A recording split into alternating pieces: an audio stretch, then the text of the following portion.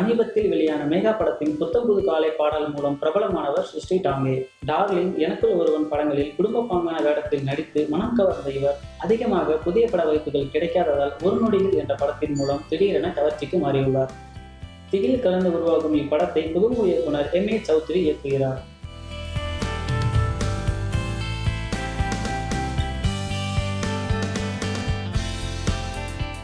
அஜித் தற்போது சிவா இயக்கத்தில் நடிக்க தன்னை தயார் செய்து வருகிறார். இந்நிலையில் வட இந்திய இணையதளமான Bollywood live salt and pepper லுக்கில் எந்த நடிகர் அழகாக உள்ளார் என்று ஒரு போட்டியை வைத்தது. வருடந்தோறும் சிறந்த தமிழ் சினிமா கலைஞர்களுக்கு வழங்கப்படும் விருதுகளில் மிகவும் குறிப்பிடத்தக்க ஒன்று நார்வே தமிழ் சினிமா விருதுகள். கடந்த சில நாட்களுக்கு முன்பு இந்த விருதுகளுக்கான நாமினி பட்டியல் வெளியிடப்பட்ட நிலையில் தற்போது இதன் வெற்றியாளர்கள் அறிவிக்கப்பட்டுள்ளனர்.